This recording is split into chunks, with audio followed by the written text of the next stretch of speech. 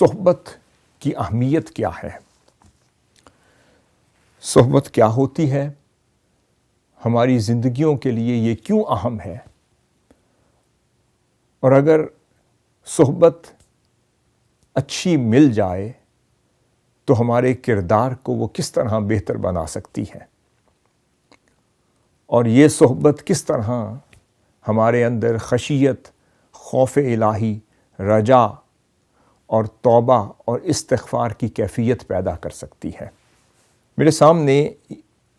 ایک کتاب ہے جس میں سے ہم کچھ سبق اللہ کی توفیق سے پڑھیں گے۔ یہ امام شمس الدین الرازی، ان کی کتاب ہے حدائق الحقائق۔ اس میں صحبت کے حوالے سے وہ فرماتے ہیں کہ اہل الحقیقت کے ہاں صحبت کی 3 قسمیں پائی جاتی ہیں۔ ایک قسم یہ ہے کہ صحبت مع من فوقک وہی فی الحقیقت خدمت۔ فرماتے ہیں کہ پہلی قسم یہ ہے کہ اگر آپ کو کسی ایسی ہستی کی صحبت مل رہی ہے، صحبت مجالست کو بھی کہتے ہیں، صحبت رفاقت کو بھی کہتے ہیں، صحبت کمپنی، انگلش میں سے کمپنی کہتے ہیں، ملازمت کو بھی کہتے ہیں، کسی صاحب ارشاد،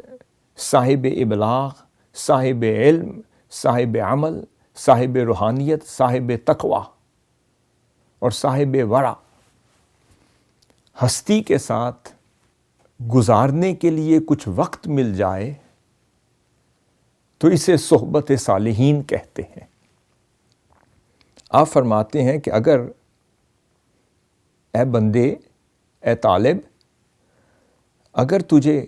کسی ایسے شخص کی صحبت مل جائے جو مرتبے میں، مقام میں تجھ سے بڑا ہے، تو در حقیقت اس کی بارگاہ میں جب تم جاؤ گے وہ بھی صحبت ہے، حاضر ہوگے وہ بھی صحبت ہے، اس کی رفاقت اور سنگت میں جاؤ گے وہ بھی صحبت ہے، مگر اے طالب علم سمجھ لو کہ وہ صحبت تمہارے لیے خدمت کے مقام پر فائز ہو جائے گی۔ پہلی قسم صحبت مع من فوقک وہی فی الحقیقت خدمہ، اور دوسری قسم صحبت مع من دونک وہی تقتدی رحمتا من المتبوع وشفقتا علیہ وتوجب علی التابع الوفاء والحرمہ۔ وہ فرماتے ہیں کہ اگر تمہیں وہ صحبت مل جائے اس ہستی کی جو مقام میں تم سے اعلیٰ ہے، عرفہ ہے، بلند ہے، تو پھر تم اس کے خادم ہو جاؤ، اور کسی ایسی ہستی کی صحبت مل جائے جو تمہارے علاوہ ہے تو فرمایا وہ صحبت المتبوع، جس کی صحبت اختیار کی جائے، جس کی متابعیت میں آیا جائے، جس کو فالو کیا جائے، جس کے علم کو سنا جائے، جس کا سماع کیا جائے، جس سے سیکھا جائے، تو وہ تقاضا کرتی ہے رحمت کا، وہ صحبت رحمت بن جاتی ہے۔ پھر وہ شفقتاً علیہ، وہ صحبت شفقت، رحمت، پیار اور نرمی اور لطف اور کرم بن جاتی ہے، اور پھر وہ کیا مطالبہ کرتی ہے؟ وَتُوجِبُ عَلَى التَّابِعِ، تو تابع شخص کے لیے، فالوور کے لیے وہ تقاضا کرتی ہے کہ وہ دامن وفا تھام لے اور اس کی حرمت کا اہتمام کرے، انتظام کرے، احتیاط کرے، حفاظت کرے۔ اور تیسرا پوائنٹ فرمایا، تیسری قسم صحبت کی، وہ صحبت الاکفاء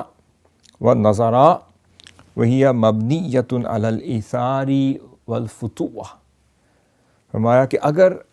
ہم عصر معاصرین کی صحبت مل جائے کہ جس زمانے میں آپ رہ رہے ہیں یا جس مکتب میں، مدرسہ میں، جس دارالعلوم میں اور جس کالج میں، یونیورسٹی میں آپ رہ رہے ہیں، پڑھ رہے ہیں، وہ بھی آپ کا کولیگ ہو، ہم اثر ہو، معاصرین میں ہو. فرمایا اگر علم میں، ورع میں، تقوی میں، مقام میں آپ کا معاصر ہو کر آپ سے یہ درجہ بہتر رکھتا ہے کہ اس کی صحبت اختیار کی جائے، تو فرمایا کہ اس کی صحبت کیا ہے معاصرین کے لیے؟ وہ اثار مانگتی ہے، وہ فتوت مانگتی ہے، وہ آپ کی قربانی مانگتی ہے، وہ آپ کی طرف سے نرمی مانگتی ہے، آپ کی طرف سے اچھا برتاؤ مانگتی ہے، تعاون مانگتی ہے، اچھے اخلاق کا تقاضا کرتی ہے، اچھا کردار مانگتی ہے. پتہ چلا کہ ایک وہ صحبت ہے جو ہمیں ہمارے احوال کو بہتر کر رہی ہے، ایک صحبت وہ ہے جو ہمارے لیے رحمت اور شفقت کا باعث بن رہی ہے، اور ایک صحبت وہ ہے جو ہمیں اس قابل کر رہی ہے کہ ہم صاحب اثار بن جائیں اور صاحب فتوت بن جائیں، قربانی دینے والے، اپنا وقت دوسروں کے لیے صرف کرنے والے، خدمت انسانیت کا پیکر بننے والے بن جائیں، اور اپنے اندر وہ جذبہ خدمت پیدا کر لیں، اثار، قربانی، خدمت، جانثاری، وفا شعاری، وفاداری کا وہ زیور اور وہ لباس اوڑھ لیں، تاکہ ہمارے شخصیت اور ہمارے چہرے پر فتوت کے کچھ آثار نظر آئیں.